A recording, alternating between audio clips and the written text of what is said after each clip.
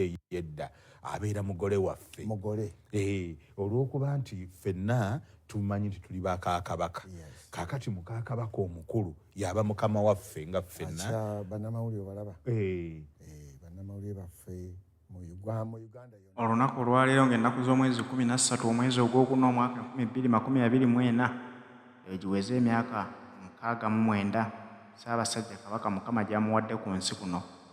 Olwaleero lwe lunaku lwe tujaguza amazaalibwa g'emyaka 69 egy'obuto. Era nga woolabira bino, maama Nnabagereka amaze okutuuka ku kkanisa y'aba Advent esangibwa e Nalukolongo ewategekeddwa okusaba kuno okw'okwebaza obulamu bwa Ssaabasajja Kabaka Mukama Katonda bw'asobodde okumuwa. Tulabyeko ebiseera ebisinga emyaka nga 2-3 emabega nga Ssaabasajja Kabaka ayita mu bulamu obw'okusoomoozebwa. Embeera ye tebadde nnungi n'akatono era nga newuwulirira bino tali mu ggwanga Uganda yagenda dda mitala w'amayanja okulaba nga bakugu bongera okwekebejja obulamu bwe. Olwaleero awezezza emyaka 69 egy'obuto. Abakulu kyebavudde basalawo nti tutegekeyo okusaba okw'okwebaza Katonda ku lw'obulamu bwe Mukama bw'akyamuwadde era ng'okusaba kuno bakukolere ku kkanisa y'aba Advent e Nalukolongo. Kyova olaba nti abannaddiini ab'enjawulo okuva mu nzikiriza ez'enjawulo bakuŋŋaanye okubeerawo nga basabira Ssaabasajja Kabaka wa Buganda. Naffe twongera okumusabira Mukama Katonda amwongere obulamu. Abantu ate abali ku madaala aga waggulu baanawangaala nabo mu nsi naye ng'ate bo bali mu bulamu obutafaana bwawa bwe buyaga. Alina okusoma nabo abategeere bo beeyisa batya era n'abeera nabo atya. Naye mu ngeri y'emu atandika okuteekwateekwa olw'eri ate gy'agenda mu misomo egisingako atandika okutegeera obulamu bw'agendamu kubanga awo naye budde nawe yamalawo ebbanga ttono ate akwate ekkubo eridda e Bungereza okweyongera okukola ki okweyongera okusoma. Nnabagereka amaze okutuula okutuuzibwa ne bannaalinnya baabo bannaalinnya n'abambejja babba bonna baabo batudde nayengera nnaalinnya Dina Kigga nayengera bannaalinnya bangi bangi mwana wattu ne Katikkiro waakyo bwatyo wayengereddewo. Tulaba ku BBS Terefayina kyemulaba kati ye Katikkiro wa Buganda emmotoka eyo etuuka Charles Peter Mayiga atuuse emmotoka yiyo bamwaniriza bamugulidde avuddemu atuuse eyo Katikkiro wa Buganda Kamalabyonna wa Buganda ayanirizddwa minisita wa gavumenti ez'ebitundu ekitiibwa Kawuki ate n'omusumba maka essanyu lingi nnyo omukolo gwa kitiibwa nnyo. Bakyawayaamu ab'amawulire bamukuba ebifaananyi awo atuuse Musumba Kajoba n'abasumba abalala bonna bamulindiridde mu ssanyu eringi ennyo ate mu kitiibwa omukolo gwa kitiibwa nnyo. Eddwaliro lya Bwakabaka olirengera emmotoka yaffe y'eddwaliro ly'Obwakabaka eritambula omutawaana gonna egugwirawo baba balina engeri abasawo we bali bonna bulungi nnyo omukolo gwa bbeeyi nnyo. Kwegamba waliwo ekintu ekyewuunyisibwa wano mu Buganda okuva edda nga Kabaka ye mukulembeze w'eddiini ow'oku ntikko eyaffe ey'obuwangwa n'ennono naye eddiini zonna ezisinga entongole ezitandise era olaba nga Kabaka yazikulira era buli eddiini bwe tulabye tyogera okulaba nga waliwo akakwate ne Kabaka. Katikkiro ayingidde ekkanisa kitegeeza ti ssaawa yonna kati tulinda saavisi kutandika. Ekifaananyi ekyo kyemulaba atulaba ku BBS Terefayina yaffe saavisi egenda kutandika kubanga abagenyi bamulindwa bombi Katikkiro ne Nnaabagereka bamaze okutuuka. N'olwekyo kati tewali kirala kyonna kigenda kukolebwa okuggyako okutandika era saavisi bwetandika tugenda kubatwala butereevu balabe ate okusinza nga bwe kugenda mu maaso ate nga bwe bawulira ate era bategeere. Omanyi byonna bimanyi okwawukana oyinza okufunako ekimu kyaneemu ng'olaba naye ate nga totegedde oba nga abakulembeze bonna kumpi mu Bwakabaka baweddeyo. Sipiika wa Buganda mulaba wuuyo Buddafu Mulangira Mugumbule omuwanika obwakabaka wuuyo deputy ani oyo ono Katikkiro oli waliwo amuli emabega awo bonna kati batudde baweddeyo ekisigalidde kutandika kusaba saavisi egenda kutandika n'olwekyo kineewunyisiza olaba Kitiibwa Mayiga bw'atudde bw'oba teweegendereza nnyo amangu nnyo oyinza okulowooza mulwanya muli waliwo ango mwolabira bwoti kakati nno katono kinsimatuke ngenze mba ngenda kuga ti Katikkiro oyo w'ekitiibwa mulwanyammwe nenzijukira nange neekanze alina ango mwatunudde bw'ati ng'olaba mulwanyammwe entebe yaabwe Akatikkiro entebe yaabwe kiranga bw'otunuulira egundi bw'otunuulira bapaapa oluusi oyinza okulaba obulabi oli atudde mu ntebe nga gwolaba paapa ng'era olaba paapa naye nga tojjukira ati oba paapa ono oba paapa ono munnange ekikwewunyisiza neewunyiza nnyo entebe efaananya abantu essaawa eno okusaba kugenda kutandika era okuggyako nga waliwo ntaanya ndala yonna enteekateeka za Katonda ziyataddewo olwaleero okusabira amazaalibwa ga Ssaabasajja zigenda kutandika kanisa ejjudde abakkiriza mu Seventh Day Adventist Church ejjudde abakulu abakulembeze mu Bwakabaka bwa Buganda ab'amasaza baminisita eryo sinalaba bulungi central government nange sinnagiraba bulungi lwakuba nti ndabawo abo bonna abasinga bamu bamanyi balangira babejja naye ndabawo entebe eziri reserved kitegeeza nti wayinza okubaawo abakolaki abajja abalindibwa kubanga n'abamu olabye Musenyeri ani Musenyeri ow'Olugave Katende Wayland Katende Olugave twali naye ennaku ezo nga tusabira mawundu eyo abuulira ekigambo Musenyeri Wayland Katende ye abuulira ekigambo atuuse era Catholic Church ekikiriddwa mu butongole ayingidde tulowooza nti waliwo n'abakulu abalala bajja kwongera okutuuka bajjajja abataka b'obusolya baabwe abuuza ku bataka abuuziza ayi mu Sena agenda n'abuuza ku bataka ono omutaka asooka eno si ye Ssaababiito Ssaababiito oli ye yamukubiriza olukiiko lw'abataka ne mukulu wange mukulu wange jjajjaffe Saabaganza Saabaganza Sekitooleko mu nsonga eyo ateekwa kuba mukulu nnyo lwa nsonga era ayonsa omwana ndowooza awo tugenda kutandika naye ndowooza nti kale katulaba BBS Fine katugende butereevu mu kanisa kati ebiddako byonna twagala amantu n'amaaso obiteeke mu kanisa katubatwale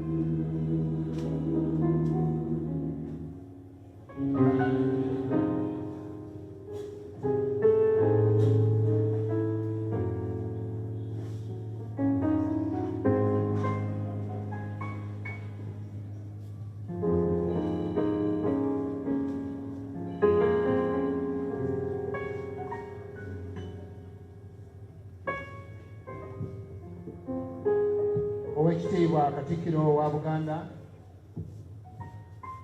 maama waffe Nnaabagereka, Bakatikkiro abaawummula, ndabika Oweekitiibwa Mulwanyamuli Semwogerere muganda wange mukulu wange abamyuka bakatikkiro ndabyeko Oweekitiibwa Robert Waggwa Nsibirwa tusanyuse nnyo okubalaba Oweekitiibwa Patrick Luwagga Mugambule Speaker wa Buganda abamyuka waliwo n'Oweekitiibwa Ahmed Lwasa Deputy Speaker Oweekitiibwa Christopher Bwanika Ssaabawolereza wa Buganda Oweekitiibwa Joseph Kawuki Oweekitiibwa Miriam Mayanja wamu n'Oweekitiibwa David Mpanga Oweekitiibwa Hajji Amis Kakomo n'Oweekitiibwa Isaac Kitooke Oweekitiibwa Ssaalongo Robert Sserwanga bano bonna nga baminisita bwa Kabaka wamu n'abalangira n'abambejja abo Katikkiro y'anaabaaniriza naye bali wano naffe mu maaso ga olunaku luno olwaleero bammemba b'olukiiko olw'Emmengo abakulu b'ebitongole abataka b'obusolya abakulembeze b'eddiini mu bo nga mulimu katukyaza Ssaabalabirizi wa Seventh Adventist Church Dr. Pastor Moses Maka wamu n'omukyala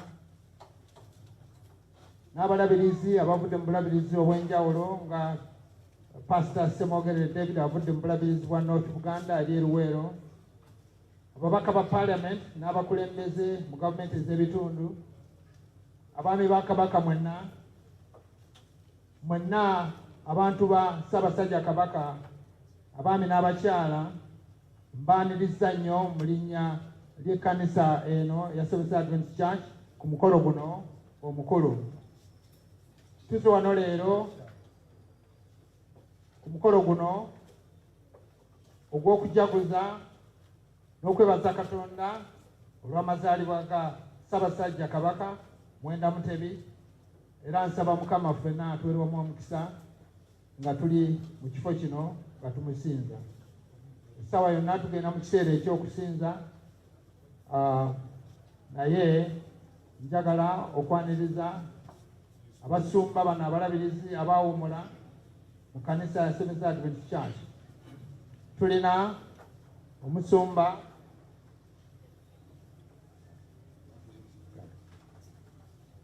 Dr. Kakembo wamu ne Christian Alideki namwe tusanyuse nnyo okubalaba Ssaabirizi abaawumula mu kkanisa eno. Mukama abawe omukisa.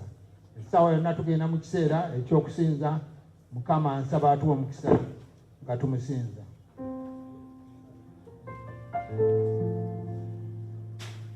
Tugenda okuyimba oluyimba olw'ettendo ng'abakulembeze b'eddiini bayingira tujja ffenna kuyimirira ng'abasumba ekiseera ekyo kituuse.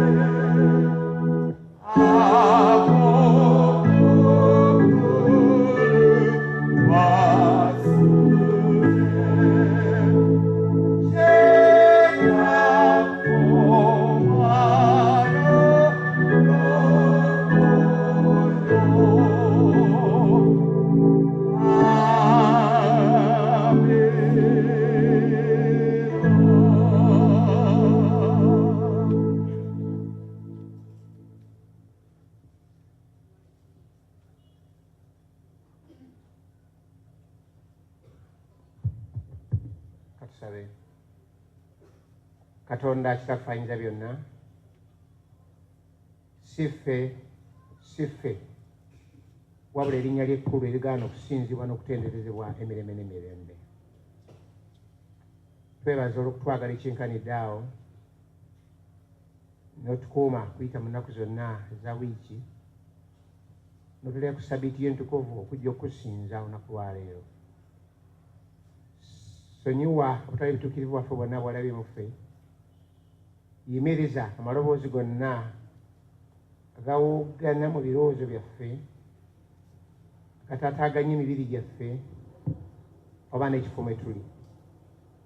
Yisa eryanda ku mimwa gyaffe tusobole okwogera naawe, era oggulawo amatu gaffe ag'okungulu ne munda, omaamire ekifo kino mu kiseera kino ekyokusinza, ffe katubule gw'olabike. Yesu Kristo Mukama waffe.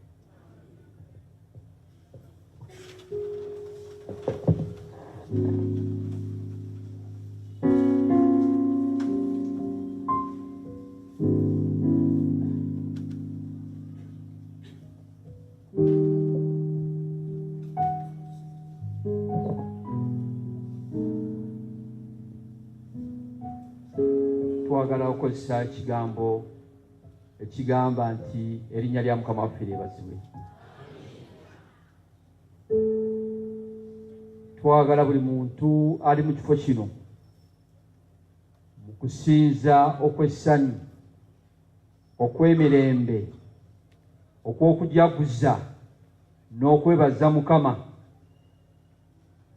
ebyo byonna bikkirizibwe mu maaso ga Mukama.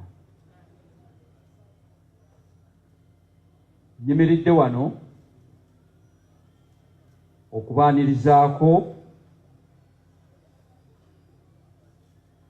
ate era n'okwanjula abagenyi ab'enjawulo abali wakati mu ffe.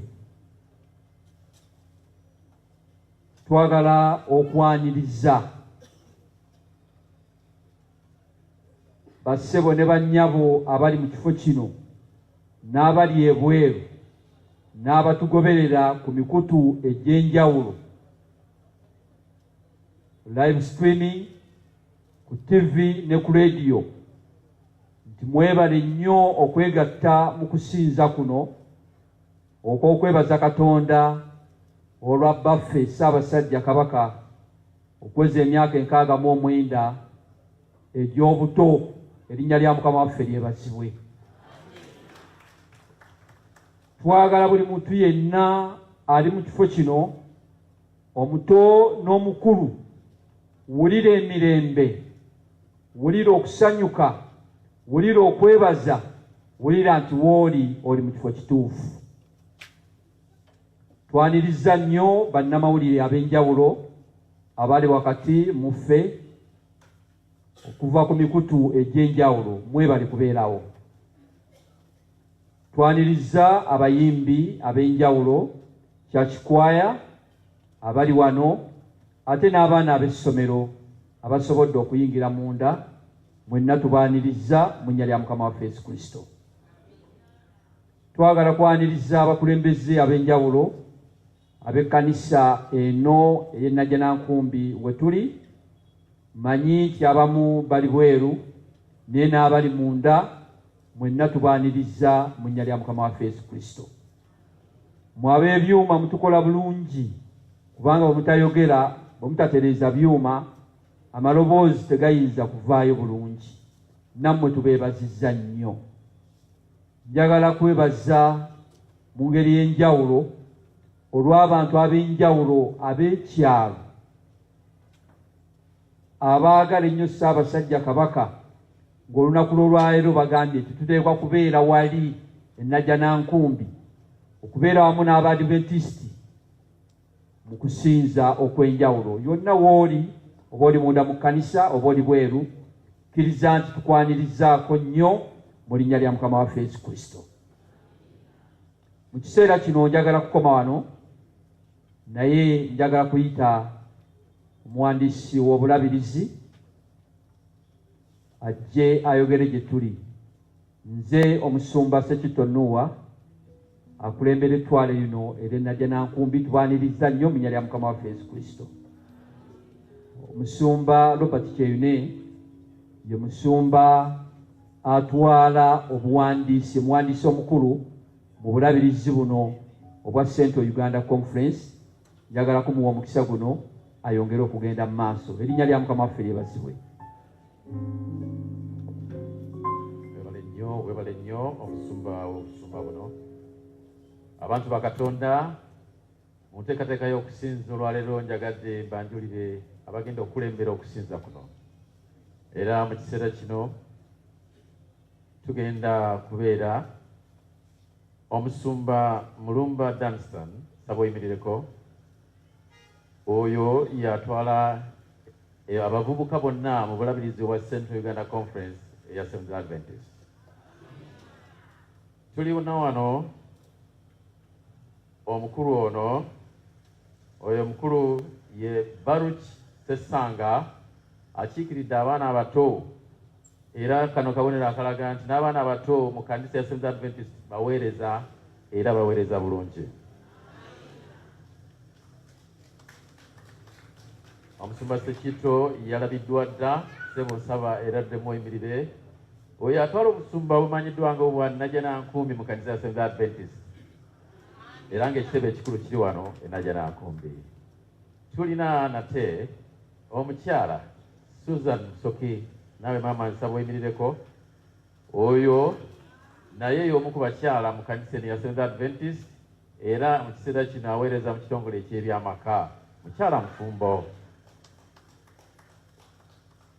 Mu kiseera kino njagala okubanjulira omuweereza wa Mukama, era mujja kumulaba yagenda okubeera omubuulizi, era embuulizi olunaku olwaleero ye musumba Samuel Kajoba, ye mulabirizi ow'obulabirizi buno obuyitibwa Central Uganda Conference eya Seventh Adventist.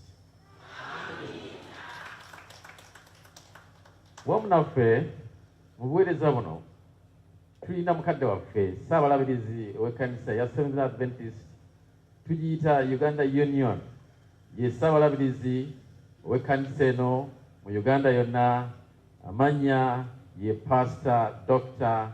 Maka Ndimukika Moses. Sebo nawe nsaba oyimireko ne maama batambudde babiri. Ajja kuweereza mu kiseera ekituufu. Njagala nange okuddamu okubaaniriza mwenna n'okwebaza Katonda olw'okutukuŋŋaanya wano. Mukama waffe yeebazibwe.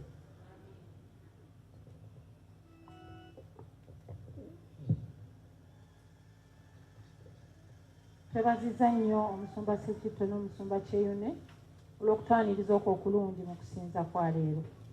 Basebo ne banyabo, Mukama mulungi, kubanga atukuumye n'atuyisa mu nnaku 6 ez'emirimu, n'atuleeta mu watukuvu ku lunaku lwa Ssabbiiti okumusinza. Tujja kuyimirira n'amaanyi n'essanyu tutendereze Katonda n'oluyimba mu nnamba ey'omusanvu mu nnyimba za Kristo. Ate abafunye akatabo kano luli ku peegi ya 6. Fenna nga tuyimiridde n'essanyu tuggulewo okusinza.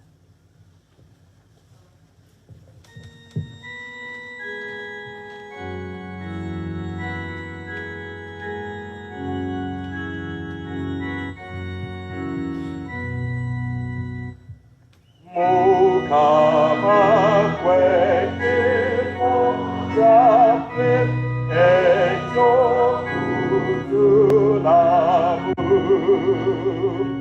mumirefe nemirefe ena wasewafe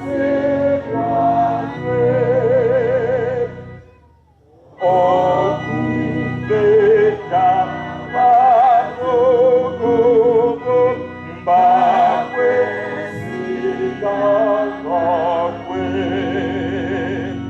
Mogo no wa ma la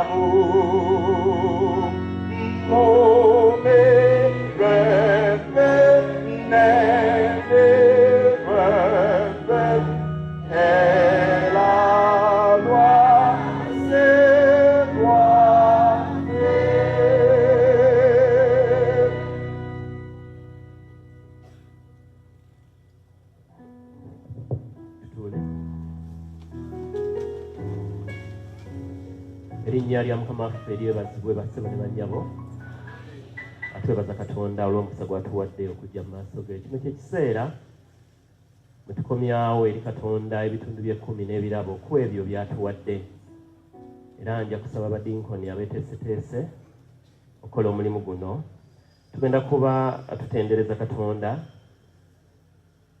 n'ennyimba 94 ne 95 nga tukulemberwamu omubisa waffe abadinkoni nga bakola omulimu ogwo mukama bawa omukisa